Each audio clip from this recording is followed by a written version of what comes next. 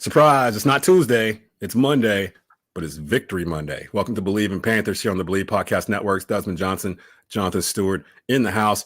Panthers 23-22 winners over the New Orleans Saints yesterday.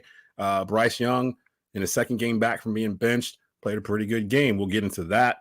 We got some audio from Dave Canales, who's going to start this upcoming Sunday. This is a Europe game. They're in Munich, Germany. Our boy Stu is going to Germany tomorrow, so he'll be over there all this week doing some stuff for the Panthers. So we decided to go ahead and get an episode in before our regular Tuesday slot. Skylar Callahan is out on maternity leave. Him and his beautiful wife Madeline are expecting any day now, so he's off for the next couple of weeks.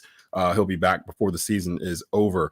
It is open mailbag like it is every week on Bleav in Panthers. You can chime in if you see us here, whether it's on Twitter, whether it's on Instagram, whether it's on Facebook, whether it's on our YouTube channels. You can chime in the comment section. We'll see it. We'll address it live while we're here on the air.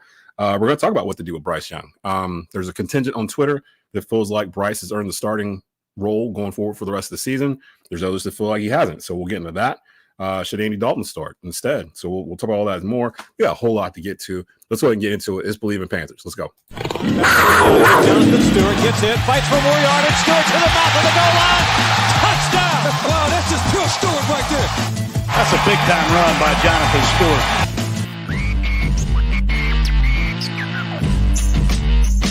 Welcome to Bleav in Carolina Panthers here on Bleav Podcast Networks. Do you believe? Rate and subscribe the show on all major podcast platforms and subscribe to our social media channels on Instagram, Twitter, and YouTube. Video available weekly at youtube.com/@Tobacco Road Sports Radio. Do you believe?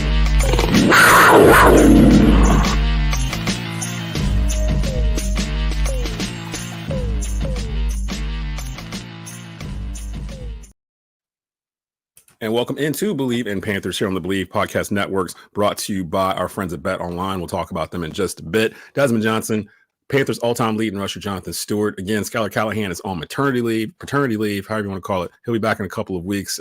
Him and his wife are expecting their due date, I think, is like today or like somewhere in this week. So they're coming. You know, this is their first, Stu. Me and you've got kids, so we know how it is, especially for the first one. Usually that's the longest one. So they might be waiting until Christmas. They ain't gonna wait for she ain't gonna wait for Christmas. Nah, she ain't gonna wait that long. Come out. So they got that going on. So Skylar will pop back in before the season's over with. He probably hates that he missed this one because it's actually a Victory Monday. Normally we're on Tuesdays, but Stu's got some traveling to do. He's going to be in Germany all this upcoming week because the Panthers are taking on the New York Football Giants. It is a 9:30 a.m. kickoff on Sunday. I've been getting the channels wrong all the past month because for some reason the Panthers have been on CBS. Even if they're playing an NFC opponent, like pretty much all month, no matter the time, they are on NFL Network and NFL Plus. You can watch it from there. It's this upcoming Sunday, so definitely check that out. Before we get into all that, though, a quick word from our sponsors over at Bet Online. BetOnline is the world's most trusted betting platform and your number one source for everything football. From the NFL to college football, BetOnline has every stat, every matchup, and even live odds and spreads while the games are being played. Think you know your stuff? Get in on our winner-take-all $300,000 NFL Survivor pool for the upcoming season. When the game is over, head on over to our online casino and get in on a game of blackjack or poker or on one of our 150 slot games. Head to the website today and use promo code Bleav to get in on the action. Bet Online, the game starts here. And where we'll start today is our initial observations from the Panthers win against the Saints yesterday. Stu, I'm going to let you start us off here. Tell us something you saw that really stood out to you that was just good, because we haven't had a lot of good to talk about with the Panthers in quite some time. Man, there was a lot of good. If we would have lost that game, I still would think that we would have some good to talk about. But because we won, it's appropriate to very much so highlight the good. Jatavian Sanders. Man. Yo, that's a poster. That's the honey badger. Yeah, that's a Jatavian. Look, JT, if you find a really dope picture somewhere on the internet, make sure you go and get you a poster size and make sure you go get you a nice little frame and you go ahead and hang that up in your living room because that is your rookie year photo. That is the photo that you're going to look back and say to yourself, that was the day that I figured it out. You a specimen, boy. You are a specimen. I didn't know he could do that. I literally didn't know he had the athleticism in him, and it kind of amplified the day. To me, it was the coming out of the young receivers, the young wide receiving core, really the young skill position talent on offense. Because I want to throw Chuba in there too. In terms of go ahead, sir. Yeah, you hit it like the Jalen Coker, and then you got Xavier Legette. Legette's been doing his thing, right? We saw Dollar Bill. We saw Dollar Bill on Sunday. I love watching him, do the celebration with Dollar Bill. Shoot, like I feel like I need to go figure out if I can ride a dollar bill. You know what I'm saying? But I know better. I know he's making it fun. He's making it exciting. The entertainment value that Xavier Legette brings, it's there, and that's what Carolina Panthers love about him. That's what the fans are going to love about him and continue to love about him because he's putting up, exciting play on the field at the end of the day. Like, you got to put up the winning effort. Obviously, we saw some drops. I think at the end of the day, we have Bryce Young throwing dimes. I love seeing that. He threw probably two of the best throws of his career against the Saints, and they were dropped. You know what I'm saying? I mean, and so there's a lot there that you can say to yourself. There's a lot of value. There's a lot of good football that's being had, and there's also a lot of missed opportunities still, right? And those are the things that, it's above our pay grade as far as how we're going to fix those problems. But we did enough to win this game. Jatavian Sanders, Xavier Legette, Coker, Chuba Hubbard, the two dogs at guard, Taylor Moton. They play great. Yeah. Well, there's a lot there on offense that I'm just so excited about. And then you add on the expectation of Jonathan Brooks getting into the mix. Hoping we see him Sunday because they're getting close to the end of that window, right? Like, they're going to have to decide what they're doing with him. And I've seen him in practice past 2 weeks. Like, he's getting there. So, so shout out to Dan Morgan, first of all, for drafting some dogs. He drafted some dogs. JT is a dog. Coker's a dog. XL's a dog.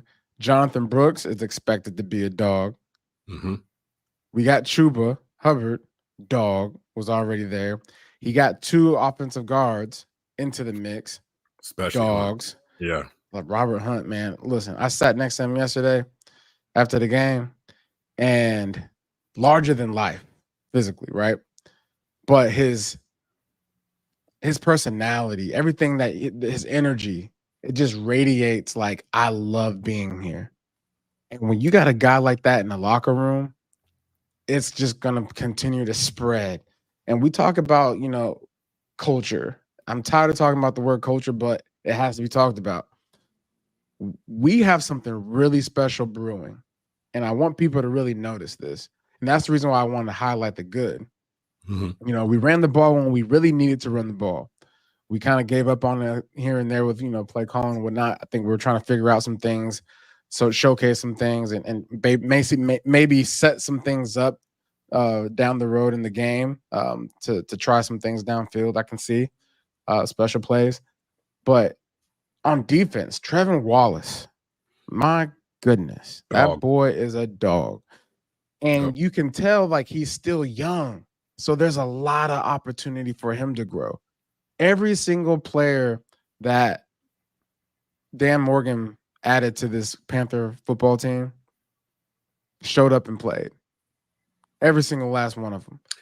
And it wasn't perfect, but it was winning football. That defense, I call it bend, don't break. They actually showed up finally on Sunday because that was kind of one of our things where we're like, well, the defense hasn't been able to stop anybody. And then I know, granted, the Saints are in a tailspin themselves. Like their best part of the season was week 1 when they blew us out. And then they beat the Cowboys week 2. And then it's just been, and Dennis Allen got fired this morning for the troubles. And I'd love to see that. He was 18-25 or something like that as a head coach over like 6 years or something nuts. So I don't even know how he got the job in the first place. But, we don't mind when the Saints go through some stuff worse than us. Yeah, So I was gonna say fun. it's not nice. It's not good to wish a man losing his job. But when you are an athlete, when you are a football player, you on that team, you are a Panther, and you playing the Saints, and you are responsible for getting someone fired. That means you did your job. Yes, please. We will take that. And so for me, again, you hit a lot of the hot spots. The main thing I took away were some of the ones you said. The young draft class that Dan Morgan put together. And I'm going to include Coker in that, being an undrafted free agent. But Steve Smith was high on him before the draft. Like, we kind of had that name bouncing around and didn't even know if he was going to make the 53. And to see him get to the point, he had one catch where he had to go high point the ball, like up in the air to go get it. And I thought Bryce might overthrew it and went and grabbed it. And it felt like Bryce was starting to get comfortable in real live action with the receivers he had. Because really, it's the receivers he had out there for Sunday are upgrade for what he had all of last year. Last year, he had DJ Chark and Adam Thielen. Yesterday, he had Leggett, he had Sanders at tight end, he had Coker, David Moore was out there, Chew was catching stuff out the backfield, Miles Sanders made an appearance. So, and he had a better offensive line. Like, that's the number one thing. His offensive line is so much more improved. It's almost like Dave Canales might have known what he was doing by benching him for a little bit and letting him see everything from the sideline and watching Andy do this stuff. Because the one thing I took from Bryce, and I've been getting arguments with people on Twitter all day today about it, because they're all like, oh, elite throw, elite play, did fantastic. I'm like, he did okay. Let's pause for a second, though, because, again, somehow the Panthers won this game. I'm sitting there trying to figure out how we won this game, because we got outgained in every category. We lost the turnover battle. I think it's the first time in history that a team won a game where they were outgained by like 150 yards on the ground, lost the turnover battle, and it was some other stat that was nuts that we didn't have. And we won the game. And it was like, I'm sitting there thinking about, I'm like, how did we win this game? Like, we won the game. We won the game on field position, right? And we had a lot of short fields, right? Yeah, right. Yeah. The Saints basically in the fourth quarter gave us two drives of opportunities to make something shake. That pass interference was killer on that last drive there. That really kept it alive. But I will give Bryce's props, the 25-yard throw to Leggett to keep that touchdown drive going, that ended up being the game winner. And again, Twitter's got to calm down. Everyone's coming, well, not everyone, just a few, coming at me as if I'm wishing for Bryce Young to fail. You've been doing this show with me now going on 3 years, every week in here. Have I ever wished for Bryce Young to actually fail? I've literally been the opposite. I'm like, he can't fail. We can't have him fail. Like, we gave up too much to get him. Like, I don't want him to fail, but I'm going to point it out if the overall number one pick that we gave up the font for didn't have, in my mind, a good game. And he had a good game on Sunday. Was it we should anoint him the starter for the next 5 years type game? Was it that Bryce Young moment where we finally go, oh, that's why they drafted him number one? No, I don't think so. But it didn't have to be. Like, he just needed to play within the confines of the game. And for once, he looked comfortable back there. And maybe they can grow on it. But I don't know if he's going to be here. I don't even know if he's going to be here next week. So, yeah, we don't know what we don't know. And let's just talk about this for a second. Kudos to Bryce Young for how he's handled every single thing that's come his way since he was drafted. Yeah. The pressures of being a number one draft pick and being dumped into the situation that he was in last year. And then, the stresses of having to perform and having to basically, wear the vest of like the expectation of the heaviness of that, and to be let go of his duties of being the starter. Andy Dalton comes in, balls out, and then now he's sitting back watching and learning and growing still and doing it all in a way that is supportive of his teammates. Him staying late after everyone's going into the locker room. He's shaking everybody's hand after a loss, doing all the right things and not holding his head down to where guys are noticing it. Because at the end of the day, he's still in prep mode, right? He's still a pro. And at some point, he's expecting to be back underneath that center. And when you get into that mode, when you get into that situation where you do get get another chance, what are the guys expecting of you? They're expecting Bryce Young to show up because he's actually been consistently in it. He's been on the sideline encouraging guys. He's been that guy saying, hey, look, we lost this game, but we got it. Just stay in it, right? Because he hasn't checked out. Yep. And honestly, you can say that for the team because a lot of other teams, like I saw, the Saints. Dallas. Oh yeah, Dallas. Dak Prescott on the sideline. Yeah, saying we suck. We effing suck. Yeah, y'all suck. But I was like, oh no, you can't be telling yourself that. That's your problem. Yeah, you saying it to a teammate on the sideline, watching the suck happen. Like, what are you doing, bro? Oh my god! I don't think I've ever admitted to myself during a football game, during live action, it's all happening in front of you, saying, "Dang, we suck. This is not good." I might have said to myself, "Man, this is trash. We playing like garbage." Yeah. Like I would never just say we suck. Like there's one difference between like you are terrible or man, we having a bad day. Problem is you got 10 weeks to go, Dak. You got 10 more weeks to go, and I don't know if any help is coming. I saw I heard it on the radio coming back down the highway today.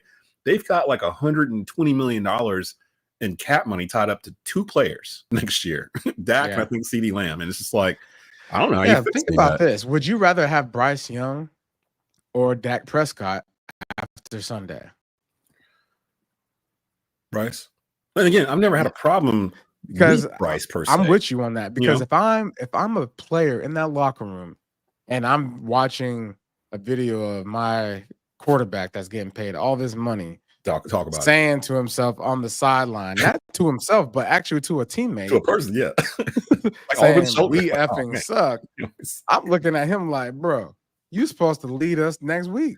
You just got a bag. You telling us we suck, like, oh, and then so I wanted to be encouragement. You get that's part of your pay. Yeah, your pay is to encourage and to get us to win games. Right now, you are discouraged. Now I don't know where to go. I want to pull up. It's a good segue. We were talking about with Bryce. I want to pull up his comments immediately right after the first time Bryce got a chance to line up in victory formation as a pro. The 2 wins he got last year, remember, were on last second kicks where we didn't even lead the game the whole game. So this was the first time that they had Bryce in there, and the offense was playing under Canales, where they took a lead and then lost the lead, took it back, lost it. Took it back, like that was all day. So I was engaged all day watching it, and I was watching from behind because I started late, and luckily because it was on CBS, it was on Paramount Plus, so I can pause it, I can rewind it, get to it. So I was behind the live call for about 15, well, really the whole game. So I couldn't really comment on Twitter or anything like that while it was going on because I was behind it all, and I couldn't really mess with my phone because I didn't want to get disappointed by the result before I finished watching it or everything else. This was him in the on the field. Talking to Amanda Bolonis, I think I might have pronounced that right, on NFL and CBS about the game and what he'd been doing on the sideline this whole time. Bryce, coming off a 5-game losing streak, fans are so loud on their feet. Talk about what this one means and what it feels like in this moment. Yeah, this is huge. One game, obviously, we got to keep building, keep doing things, clean stuff up, but 24-hour rule, we'll enjoy it while it is, and then we'll clean up on Monday. Talk to me about winning touchdown drive. It started with that huge chunk play to Leggett and then go from there. What did you see? Yeah, great job up front. Had all day, great job with protection. X ran a great route, made a play in a big moment. And really just for me, trusting my guys. Great call, great execution all along, and we got to keep stringing them along. We've talked about how you have been able to learn, not just while playing, but also on the sidelines, watching Andy Dalton. What improvements have you felt from yourself and from this offense that will help you as you move on to Germany? Yeah, just being more comfortable in the system. Spending all the time just watching and growing, trying to take mental reps, and really trying to just take ownership of the system. Still got improvements to make, but we're definitely grateful for this one. The smile's not going away for 24 hours, is it? Nah, probably not, but we'll be back to work soon. Enjoy it. Okay, so I want to juxtapose that with Dave Canales' comments today when asked from Joe Person from The Athletic whether or not they had decided on a starter yet for Sunday, because then I want to go into this here because I thought it was a little odd that they hadn't done this yet. Here's the question from Joe Person and then Coach Canales' answer. Again, just looking at all the information we have, taking a look at the film, all that stuff, and making sure that we make the best decision for the team. Dave. Okay, so I'll bring it back to my man, Jonathan Stewart. what is going on?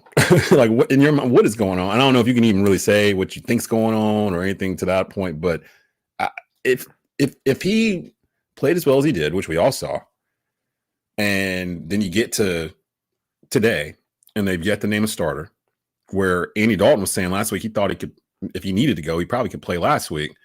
What does it mean that they still have not named a starter yet on Monday, especially with the trade deadline being on Tuesday? Do you think that Bryce is still kind of maybe being shopped around and maybe Sunday was kind of a spotlight game more than it was them worried about Bryce and future plans? Because that's kind of where I'm at right now. It feels like the way Canals is answering these questions. Yeah, I'm a guy that doesn't speculate. Well done. Because the speculation is just going to just drive you crazy, man. Let's focus on what we do know. Man, okay? that was pretty good. I wouldn't Bryce Young, Bryce Young played a really good game. If there was two completions that we know of, he has 250 yards passing, and that's true. And the interception, I'm not blaming him for the interception. It was really more of a humble type thing. Yeah. Yeah, it was a fight. It was a fight for the ball. And so he had a pretty good game. And when people are thinking to themselves, okay, let's make a decision now. Why? He had a good game. Yeah. Now they're going to Germany. They're playing the Giants. They have Andy Dalton and Bryce Young. Let the week play out. We're not in those meeting rooms. We are not in the war rooms. We are not on the football field during practice. We're not in those meetings. You know what I'm saying? So there's just a lot there as a fan that you just feel entitled to knowing that you are not entitled to knowing. That's just like you have to know everything. Yeah. You don't have to know everything. Just know what you saw. We saw a good game. We saw 23-22 victory by the Carolina Panthers, and they willed a win together. It wasn't pretty. It wasn't perfect. The defense gave up a lot of yards, but they did not break. They were actually pretty good in the red zone. So let's talk about our red zone defense. Red zone defense hasn't been good. And now red zone defense stepped up and played. And gave the offensive yeah. And then they also gave good field position for Bryce Young to perform, for the offense to perform on a short field. It's the reason why we're able to score points. Yep. And if you know that can be your bread and butter, defense, you can bend, but just don't break. And give us a couple stops here and there. You know what I'm saying? So that way we can then have a short field. You play in field position. There's so many different ways to win games. We won this game based off of field position. We won the field position battle, period. Plus, it does feel like somebody mentioned in the comments there, this was one of the first games in a while where it felt like one side could cover for the other side's mistakes, where like the defense gives up a touchdown or something. Bryce leads the offense down the field, they score a touchdown, they get the lead back, that kind of thing. Ham and egg. We had each other's backs on Sunday. Like, it's palatable. You could feel it. It's just like golf. I know you don't golf, but when you playing, partner golf and whatnot, a scramble, you ham and egg. One guy might not have a good drive, but the next guy got to have a good drive. So that way y'all have a good opportunity to get your second shot off, right? Yep. So that's exactly the way that a lot of these teams win. We are experiencing a team coming together in the making, especially with a win like that. It wasn't pretty. I remember a lot of games back in the day that we won, where it was like, man, I don't care how it felt, but now it feels good. I don't care what the stat line say. I might have had 5 yards rushing on 10 carries, but we won. You know what I'm saying? Win is a win. And a win is a win, and it feels good. And they haven't felt like that in a while. It's probably the first victory. It is the first victory formation for Bryce Young since Alabama. So I mean, that's it's been a hot minute. So it brings up the inevitable, and that question is about Bryce Young. Zach Jose says, got to play Bryce the rest of the season. It's all about evaluation at this point. It doesn't sound like that's what they want to do. And I'm sorry, we won't know. We're gonna know a whole lot by this time tomorrow. Tomorrow, Wednesday. Yeah, we're gonna know who won the presidency. We're gonna know Bryce Young's still a Panther. Yeah, we're gonna know a lot of things. So it's like, It'd be different if Canales said certain things to make me think that he's into evaluating Bryce Young, but he's never really said that. If you really go back and listen to his comments, he's never really said anything about the growth of Bryce or we're teaching him this or we like how he looks. It's never been tinted with he's part of our future plans. And a lot of times whenever people ask him those questions, he just does that divert to Dan Morgan thing. That's the Dan Morgan question. You need to ask him that. And last time he was saying that about a player was Deontay Johnson, and he got traded. So it's like, are they going to trade Bryce? And if they do, how do I feel about them only getting like a fourth or something for him when they could have just kept him? They ain't really costing them that much to keep him. He's on a rookie deal. Keep him and build him back up again. And if he works out for you, fine. But if he doesn't, I don't know if I would trade him on Tuesday. Like, it doesn't really do the team any good. And you're going back and forth, yo-yoing quarterbacks at this point because everybody forgets we were just 5 weeks ago talking about we needed a quarterback change, got it, and we saw the results where it reignited the team. Now all of a sudden we want to start Bryce again because he played 2 decent weeks of football and we won one of the games. And I'm like, Canales has already kind of said Andy is his starter, and he was pretty adamant about it, like that regardless of what happens, Andy is the starter. And I feel like this has turned into, oh, Bryce actually won and looked decent doing it. Should Bryce be starting? And I don't think they want Bryce to start. So that to me, so I'm asking you, what do you've kind of said to hold on to him, but do you think Bryce saved his job yesterday? Because I think if he was going to get traded, it was already out there. Teams are already inquiring. But from that performance yesterday, it feels like they might keep him. I think what Bryce did yesterday was increased his value, period. Right? Whether he's going to be a Carolina Panther continuing going forward with the trade deadline around the corner, or whether he's going to be of more trade value. You know what I'm saying? It's going to be one or the other. We don't know. So here we are speculating. When I said, I don't believe in speculating. But, I think he what he did was he increased his value yesterday. Yeah, for sure. Yeah. And that's at the end of the day, as a fan of Bryce, that's what you want to see. You want to see him thrive. And he did that yesterday. And I'm pretty sure, those guys in that locker room are happy for him as well. Upstairs, happy as well, too. And so you always want to be a player that's putting pressure on, management to make the hard decisions. And one thing that we do know, Dan Morgan has been making hard decisions throughout his whole his GM tenure. Mixing the pot, the other, council that's in that circle. They've been making sound decisions that make a lot of sense. Starting Andy Dalton when your number 1 draft pick is struggling a little bit, kind of like scratching your head, like, man, was that too soon? Or maybe he should have been benched the whole time, or whatever it is, right? These questions. But one thing I am certain of, I do have trust in management, and I do trust that whatever they do going forward, I'm gonna be grounded in that. And so whether we trade him, whether we keep him, whether we start him for the rest of the season, it's all going to make sense because management understands what they want to achieve. And I do like the fact that we were able to see development, continuing to see strides from other players while Bryce Young is under center. That's one of the things that we were talking about early on in the year is like, you got these young players. We can't develop these guys if they're not getting the ball, if they're not getting the rotation, the sequences throughout a football game that's needed to see and evaluate. And we've been able to do that with Bryce Young under center. Would you start Bryce on Sunday over Andy if both were healthy? I mean, that's season. That's my answer too.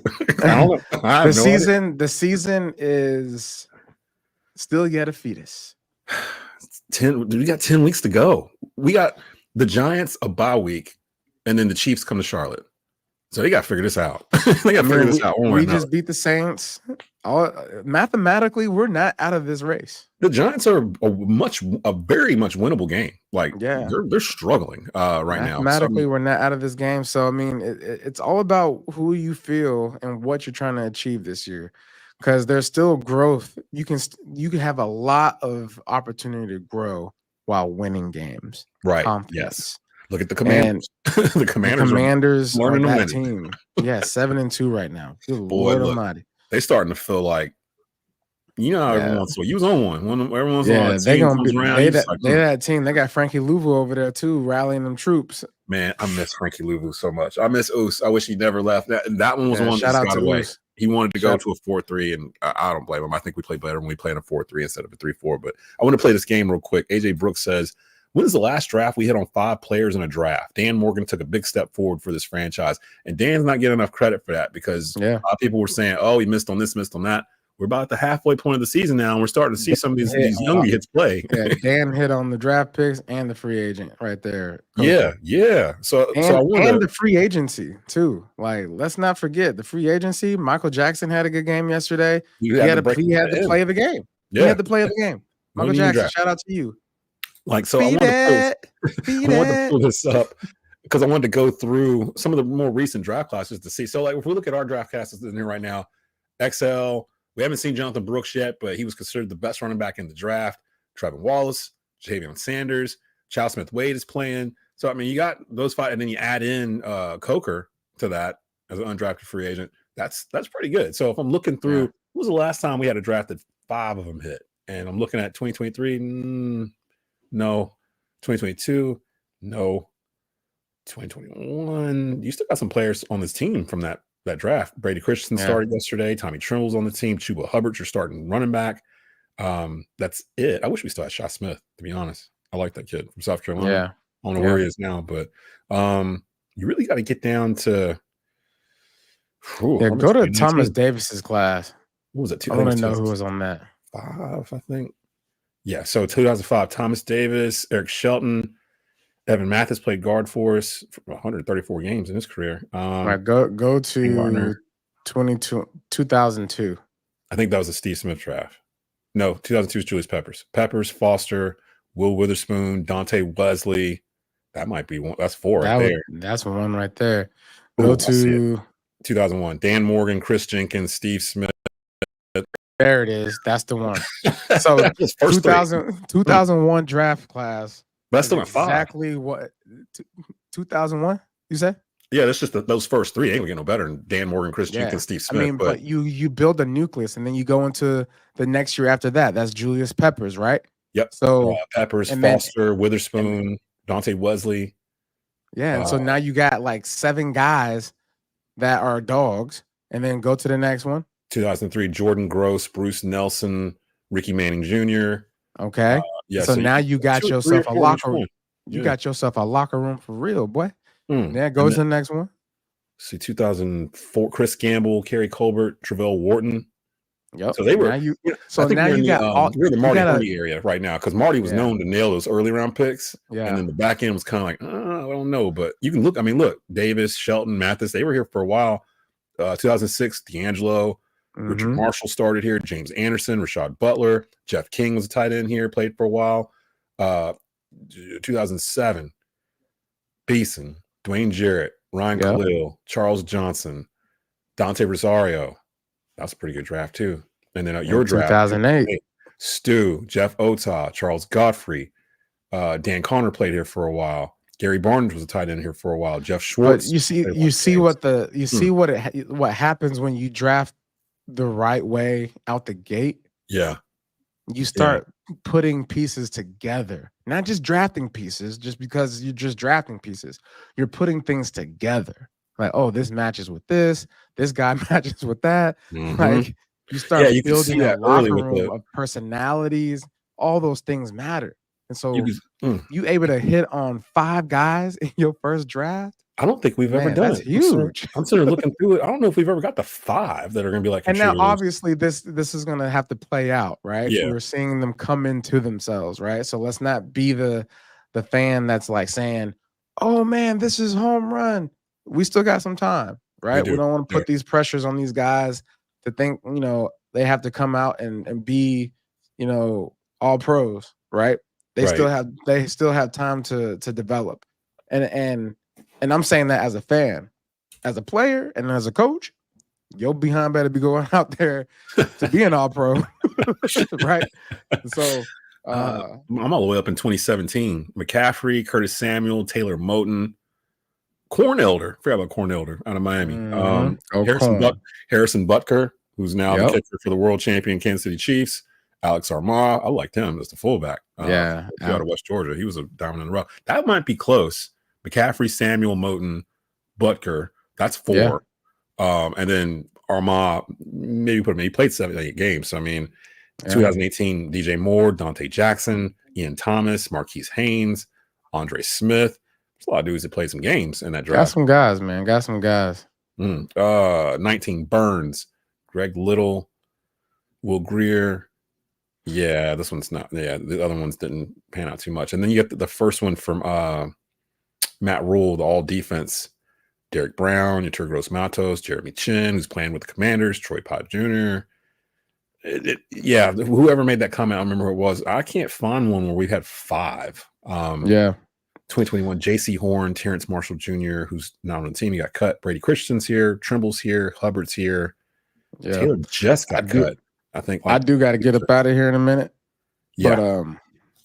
But before I go, Saquon Barkley is making the New York Football Giants look like idiots. Let me go get it. Let me go get it real quick before you go. Because I saw it and I was like, that's got to be AI. There ain't no way. We might as well call him AI because he is a doggone problem. Yeah, let me go get that real quick. Because I was just like, have you ever thought to do that in a football game? Like whoever's in New York Giant management is a straight up hater. Straight up. There's no hey, why'd you trade Saquon? Oh, because I'm a hater. Yep. I told you I didn't like that GM. I told you in the summer when that Hard Knocks was on. I was like, it was the most awkward Hard Knocks season ever because the GM just looked like he doesn't like anybody. Yeah, you should have listened to your son, boy. Your son need to be the GM because you a straight up hater. Oh my God! Ain't no way in heck, man. I remember first day seeing this cat in OTAs, no pads. I was like, oh yeah, he the best football player I've seen in person. Yeah, athletically gifted. He's gifted athletically. He knows his game. His awareness. He's smart. He's a historian of football. He breathes and eats and sleeps football. His thighs are like tree trunks. He's the same. He was like he's my size, but he moves like a cat. Yeah. So imagine being that big and running like McCaffrey, pretty much just. Basically. And even McCaffrey runs with power, but Saquon's just a different. Let me just. This boy is elusive. Did not see this. Let me just play this before we get out of here. Like them otter pops. You know them otter pops. Yeah. And when you try to get to the that last bit and you trying to squeeze the otter pop at the top, but it slips out. Yeah. It hits the ground. That's what it's like trying to control and tackle Saquon Barkley. You can't. It's too slippery. People saying Philly was in a slump or whatever. They are now 6-2. Has time. Now locates Barkley out of the backfield. Barkley slips 2 tackles and picks up the first down. Jumping up in the air to the first down. Jumping up in the air to the 30. Or they got a slow motion of it yet? Hold on. They probably do. Hold on. I put it on mute so we could actually talk over here. This is courtesy of CBS Sports. I'm still trying to figure out because you can see when he's doing that first spin, you can see the guy at the corner of his eye. Yeah. What made him decide? He practiced. He just bang. This guy's gone. Backwards jump. Like Karate Kid, man. It's like Ninja Turtles. Like Mario Brothers. Like what? It's like Ninja Turtles. They had Mario Brothers. Oh my gosh. I don't think they show us slow. Go back again. Yeah, we hit it one more time because I've never seen this before. I think even the defenders that were sitting in front of them, they were like, "Did we just see that?" Yeah, on, watch the ones special, at number 23, number 5. Watch the ones over in the left side of your screen. They're just like, "What?" Like, I wonder what 33 was thinking. Like, man, I've never seen that before. Coach, you wanted me to do what? You wanted me to tackle him? That man is a mutant. That man is a Martian. He is not from here. He's from the future. Like, there's no way he knew I was even going to be here. Like, I've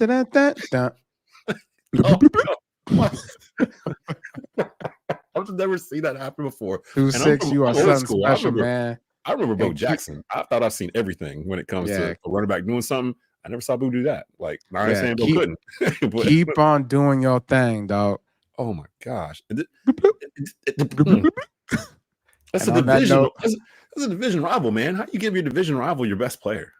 Like, when is that? You can't do that.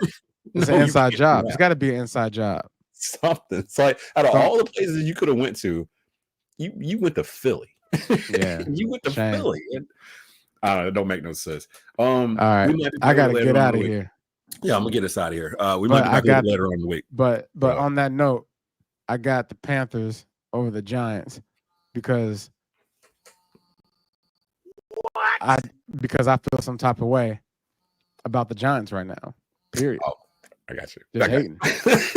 You want to hate on Saquon? I'm going to hate on them. Yeah, let's hate on them together because I'm with you. I feel, regardless of who's playing quarterback, I think we're in a good spot right now, getting skill position players back. The defense is getting healthy. We're going to go ahead and get out of here. Stu's got to travel. He's going to be in Germany. So I'm not sure if we'll talk again before the week is over. We may have something a little bit later on in the week as I Bleav in Panthers Extra. I might grab a content creator or a beat writer. But for Jonathan Stewart, this is Desmond Johnson. You've been watching Bleav in Panthers on the Bleav Podcast Networks. Keep pounding.